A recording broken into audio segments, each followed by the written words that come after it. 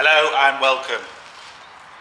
So today what we're doing is a timing belt kit. So that's timing belt, pulleys, tensioners, water pump, the whole kit on a 2010 Peugeot 308 1.6 HDI. Now we'll just quickly run through the kit, what you actually get. When you're doing a timing belt, it is always best to do the kit. Just replace everything, because you're just wasting your time otherwise. We have the water pump here, as you can see, and the gasket that goes behind the water pump. We have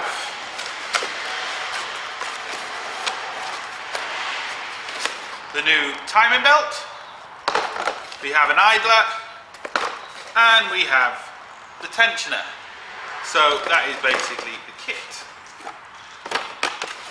Now what you do get in some of these, well in most of them, which I'll just quickly run through, you get a little diagram which is handy so you know where the timing marks are. And it does tell you, what kind of tools and stuff you need. So it's always handy if you're unsure to keep these.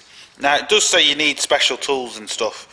Most cases you can just use, well I'll show you, you can just use drill bits and stuff like that to allow for all the pins and stuff. So you don't particularly need anything that special. As we can see, we've got three marks. We've got the diesel pump, the top cam and the bottom crank. And then you see there's the water pump. There's a couple of idlers as well, tension and stuff like that. So it's very straightforward. Looking at it like this is very easy as well. Obviously in the car it's slightly different, but that just gives you an idea of where the marks are. So I'll just hold that up for a few more minutes just so you can see basically where the marks are. We'll go through it in more detail in the car. Now there is two different types of these. There's ones with a chain in and a belt, and one with just a belt. That's according to the auto data anyway, so I think this one is just one with the belt, but we'll soon find out. So what I need to do first is, we can see the top cover here, which I need to remove. We've got some 6 or 7 mil bolts. We've got a few of them. I've just got to remove these diesel lines. I'm not going to take them off the connector. I'm just going to pop them out and kind of move them out of the way for the minute. So I want to take this top cover off just to see what the story is. Then we need to remove the engine mount and we can do the other work from underneath. So I'm just going to remove this top cover first, turn the camera back on, and we'll see where we're at. Right, I can't get this cover off without taking these pipes off. There's 1, 2, 3, 4, 5, 7 mil little bolts that hold the cover on. Now these two clips, they're colour coded, so you can't really go wrong. You have two clips in one basically. So you have a little clip, and if you get a screwdriver you can pop up the centre of the clip. Hopefully that came across, that pops up, and then all you do is push down on the big clip, and you'll see that this will literally pop. Once you push down there, I say that, not moving, push down the clip, and as you can see it's just popped up. So do the same thing again, lift up the centre part of the clip all the way, push down on the main body of the clip, and that will then just slide off. Be careful, these clips are very, they can break. So that just moves them out of the way. I can now move this, which will allow me to take off the top cover. As we can see, 1, 2, 3, 4, 5, 7 mil bolts. Now we can see the top cam. We can see, I don't know if it's coming on camera, hopefully it is. Just move that out of the way. We can see a big hole inside the cover here which matches up with a hole on the actual cam. So we need to turn this to line them up, but that's not important at the minute. So what I'm going to do next, I'm going to lift up the car, take off the wheel, and I'm going to line the marks up to the proper marks, get everything locked in position before I go any further. Just lightly put them back there so they don't get in the way. So we'll whip up the car, take off the wheel and go from there.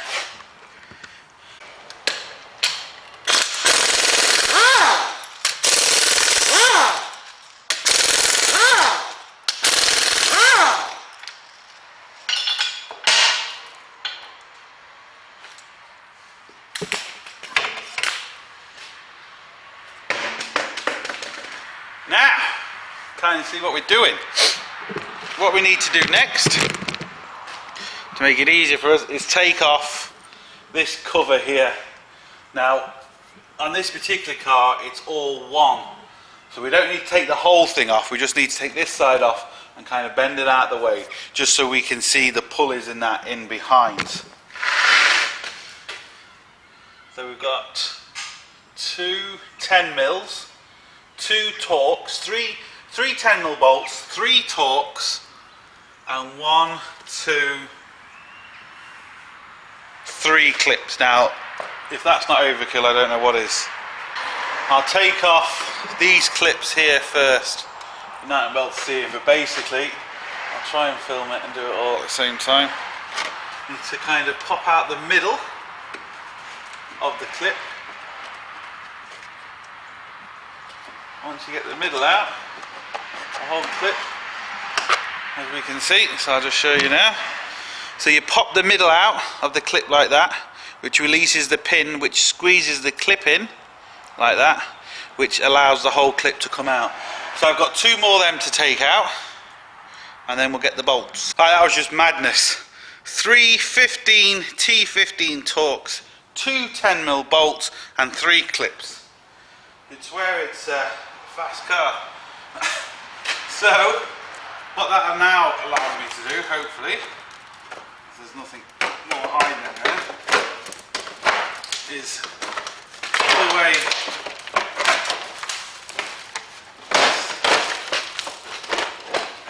what I'm going to do is just move it half and kind of wedge it between the disc. As we can see, we can now see where we're going. So we can now see, oh, hopefully you can now see the bottom, and the other problem is you can now see the other problem is we've just no room to do anything now, and the fan belt isn't great either, but I'm not worried about that yet. Yeah, there's just no room, so I'll film as much as I can, but it's going to be quite tight. What I need to do next is I'm going to have to turn the bottom crank to line up the marks, because I can't take this off yet because there's no keyway. If you take it off a lot of French cars, you're going to be in a lot of trouble.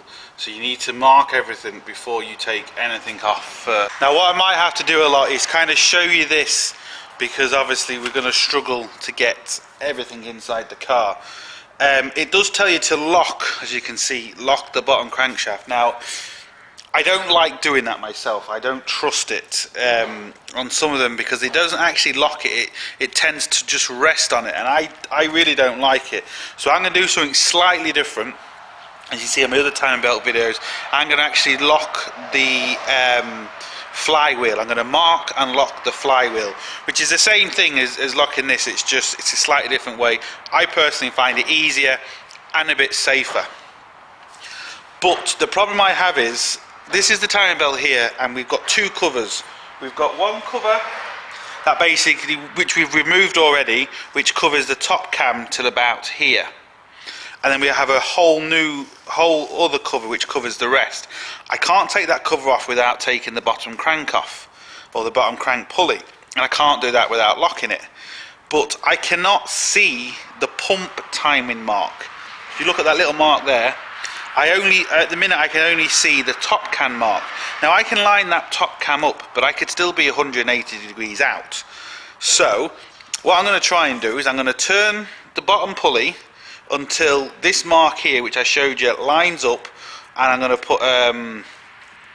put a drill bit in, and I'm going to see if I can see this top mark here, and I'm going to put another drill bit on. If I can at least line them 2 marks up, I know this one has to be right. So we're going to do that now, and I'll show you what I mean by that. Right, I have an 18mm socket, which I'm going to put on the bottom crankshaft. I'm going to turn it clockwise. Make sure you turn your engine clockwise. And I have an 8mm drill bit in my hand, and what I'm going to do with that, let's see if we can get this through now on camera. Now hopefully this is coming through. We can see the hole here on the actual pulley, but the hole for the timing mark, I'll just move these out of the way if I can.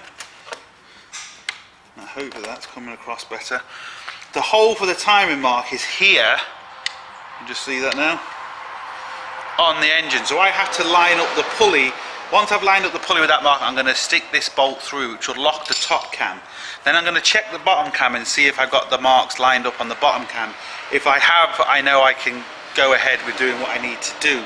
So you're not going to be able to see both, but I'm going to turn the bottom cam, or the bottom crank, and you're going to see this turning, and when I get it close, I'm going to put this through. Hopefully it makes a bit more sense to you now.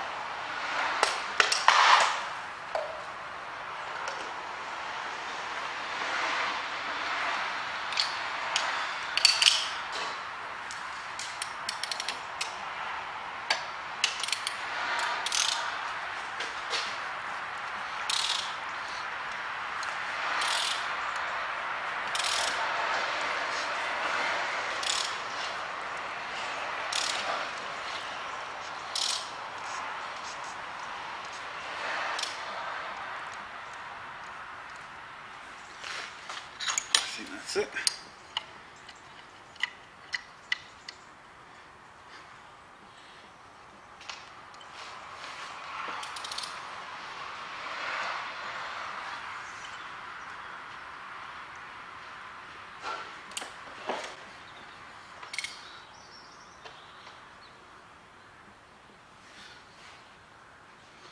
No, it's just close now.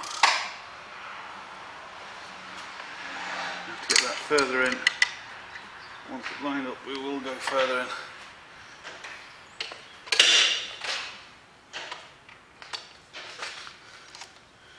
It's too far now, I think. Yep.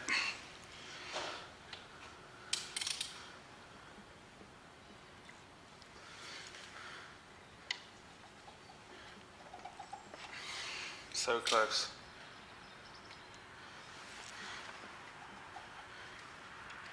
Now,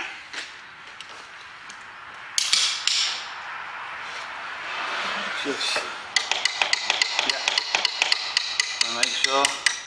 Now that's in. So we know we have that locked. Now it's vitally important you do not attempt to start the car now. You don't attempt to turn anything. If you attempt to try and start the car, turn anything, you're going to destroy the engine. So I now need to lift up the car again and see if we've got the top cam or the bottom cam lined up. If we do, we can carry on with stripping everything. Now what I've been managed to be able to do is I've just pulled the cover away slightly to see this water, to see the fuel pump. I'm not particularly worried about the bottom marks. I'm going to lock that, so I'm not really worried about the bottom mark. What I am worried about is these two marks. So I've managed just to, you might not be able to see, but I've just wedged that cover back and I can just see down there. I can't film it. I can see the little hole for the tensioner, and it's basically down here at like 7 o'clock where it needs to be at 12 o'clock. So I know I'm not in the right position. So what I'm going to do is I'm going to give this another 4 revolutions. I'm going to take out this pin.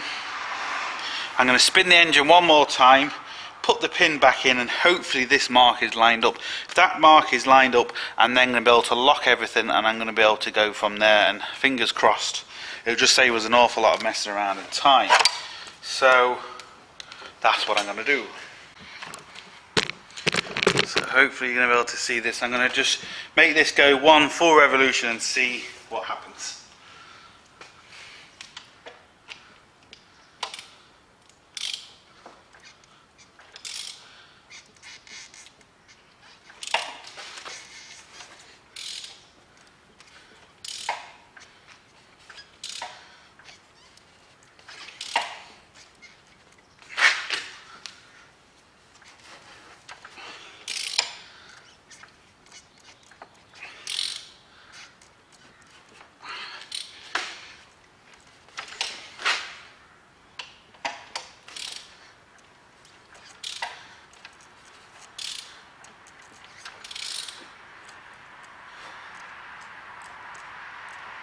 Now, as you can see, I might not be exactly on the mark, but I'm really, really close. So I'm going to move you around here now and just wedge open this again and just see if I can feel the mark.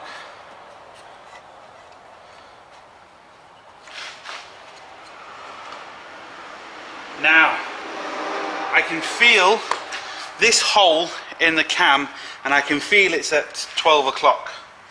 So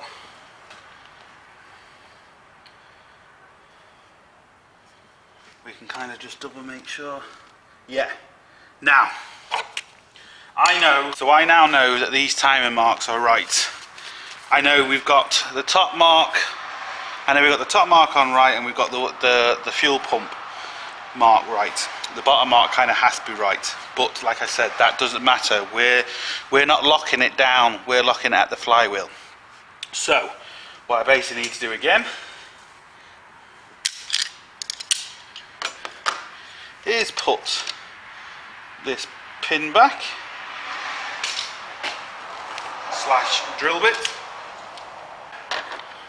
We're good there. Sorted. Now what I'm going to do is I'm going to lift it up, I'm going to lock the bottom flywheel, or should I say I'm going to lock the flywheel, mark it and lock it, and then we can continue with the stripping. Now when you're doing a timing belt, this fella is going to be your best friend in the world, Tipex. Now what I'm going to do is I've removed the bottom engine cover, so we can now see what we're doing. Now this is going to be quite difficult to film, but just here you can just see the teeth of the flywheels. So what I'm going to do is I'm going to basically, well, I'll get it and show you. Now we can just see the teeth of the flywheel. I'm going to basically get a screwdriver, as you can see there, and wedge it between the gearbox and the flywheel. So I'm going to basically lock the flywheel, and I'm also going to mark it with Tipex, so if the screwdriver or anything falls out, I've still got Tipex marks to show me where it was. So that's what I'm going to do. Now I've done this on a couple of other cars, and I've had a lot of comments. People say, you can't do that, you're doing it wrong, blah blah blah. If I was doing it wrong, I wouldn't be in business, because these time belts would be going, I'll be out of business. It works. It's maybe not what the book says, but it's still the same thing. I'm still locking the engine, because that little pin that you're supposed to put in the back of the engine locks the bottom, well, it basically locks the engine. I just don't trust them. I have the pins, I just don't trust them, because basically, from what I can tell, it's very difficult, obviously, because you can't see it, but the pin doesn't like go into the bottom crank and lock the crank. It seems to rest on it, so it stops it from going forward. I just don't like them, so I prefer to physically lock it so it cannot move. I'm going to lock it with this and Tipex, so I'm going to use both ways. If this falls out, well then I've got the Tipex marks to know if it actually moved or not. It won't move just sitting there. When it will move is when you're trying to tension the timing belt. So that's where you need the marks. Even though I've got everything locked up top, I'm also going to mark everything as well as lock it with pins, just to be on the safe side, because you never know. So I'm basically going to mark this and wedge this. I'll turn the camera back on when I've got it, so then you can kind of see where I'm going with it. Now let's see if you can see that. Now you can see my Tipex marks. I've also marked it near the screwdriver. I don't know why I've done that, I just did.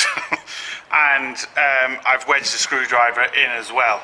Now to be fair, all you really need to do is actually mark the flywheel. You don't really need to wedge it. I just prefer it because when you tension the belt, it can move. You can always put it back to the marks. It just helps. It's just like the locking pins. You don't really need to technically lock anything, because once you know you've got everything marked in the proper marks, well then you're okay. But it just makes your life easier, because you try and tension that belt when everything's not locked, it'll just slip, and believe me, it'll make your life hell. So what I'm going to do now is I'm going to take the bottom pulley off. I'm going to take the bottom cover off. So we're just left with the engine mount then to be dropped. So that's what I'm going to do now.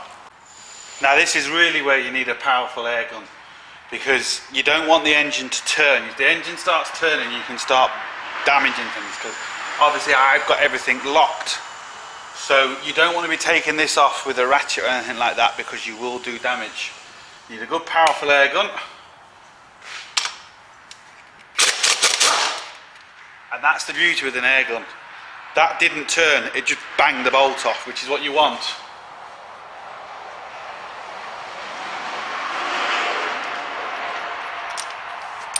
Now, one thing I didn't do is take off the fan belt. But I should be alright, just pull this off.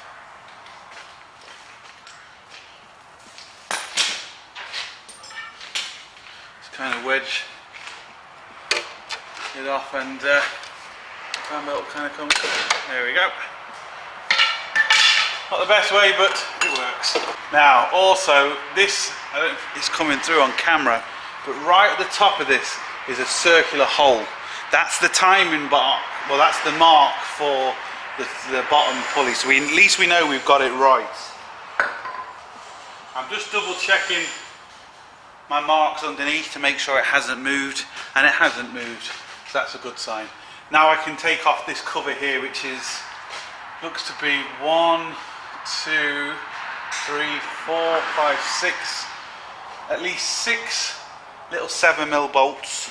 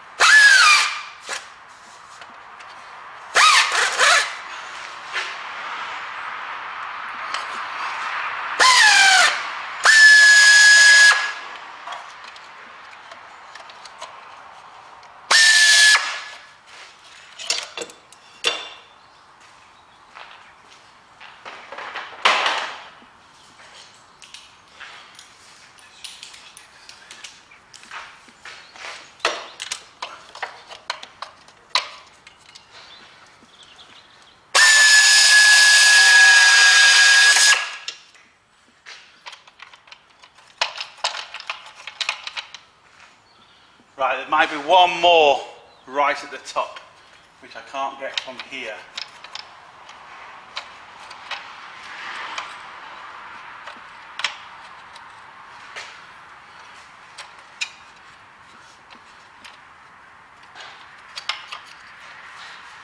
Now, that's obviously to keep the belt in line, so you need to take off that as well. I thought it was part of the cover, but it isn't. But it needs to come off anyway, so it's not the big deal.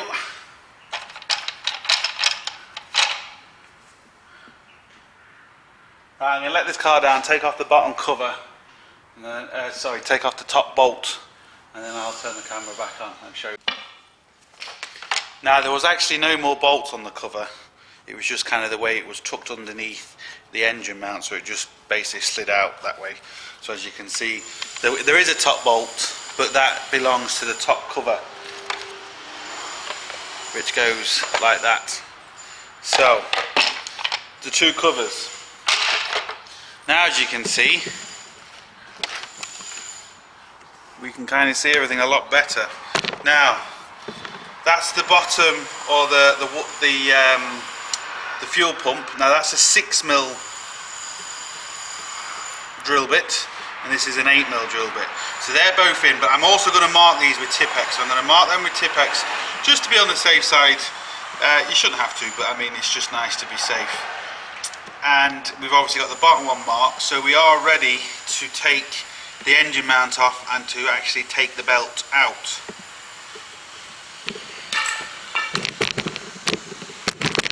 Right, what we need to do now is we need a happy medium. From the car being lift up enough, but not too much. Enough so I can work on the top and also kneel on the floor but see what I'm doing. So I've got the car jacked up. I've got a jack underneath a sump with a big piece of wood spreading the weight.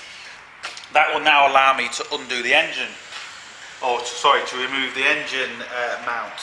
Now, we need an E14, which is a torque, an E14, to loosen the 4 bolts for the engine mount, but we also need a T50, which will release the engine mount from the engine. So we need to remove that first. 4 E14 first.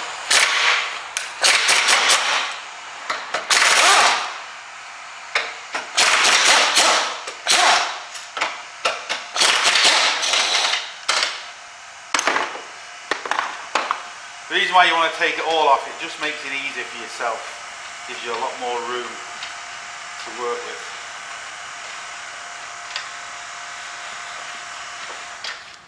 So that's the 4 bolts there. We now need to remove the 3 bolts.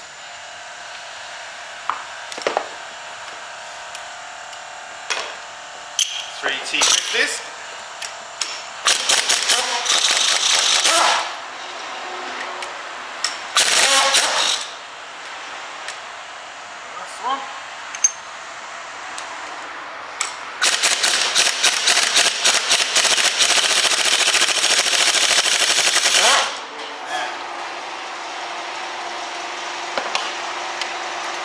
As you can see, the whole engine mount will come out. Now we still have the engine mount on the engine, so I'm going to have to remove that as well. Hopefully you can see that there now. So you need to take this off. There's 1, 2, 3, 4 bolts, look to be 17mm bolts.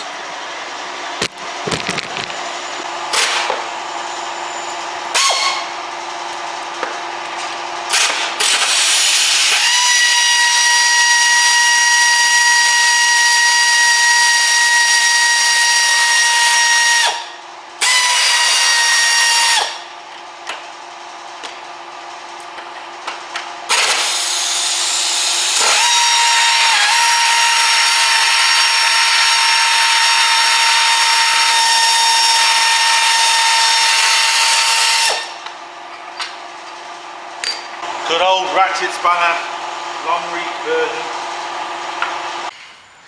Now Peugeot in their ultimate wisdom have decided to put 2 bolts of this bracket in a really awkward place.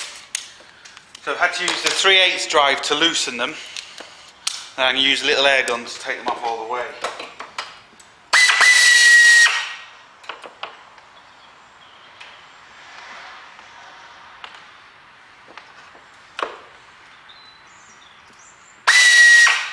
I can't even do that on one of them, because it doesn't give me enough room. And it doesn't give me enough room on the bottom one either.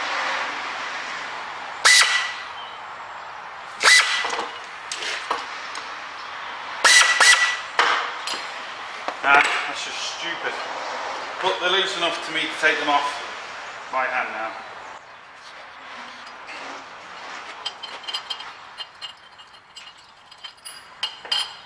Now I have jacked the engine up a little bit so I can get to these a lot easier. I can't even take these completely out because the leg of the chassis is getting in the way, but hopefully there's enough room that they're out enough for to take the bracket off. There we go. So it's worth keeping in mind you have to put these bolts in the bracket first, because if you put the bracket on there's not enough room to completely clear these bolts out, so kind of remember that as you point it on.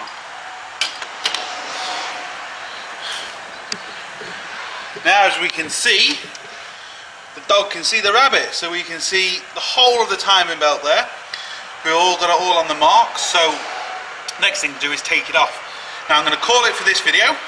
This is going to be part 1, and there might be another, I don't know, maybe 3 parts to this. So this is part 1. Look, hope it helps. Thumbs up and subscribe, and don't forget, get your hands dirty. See you for the next one.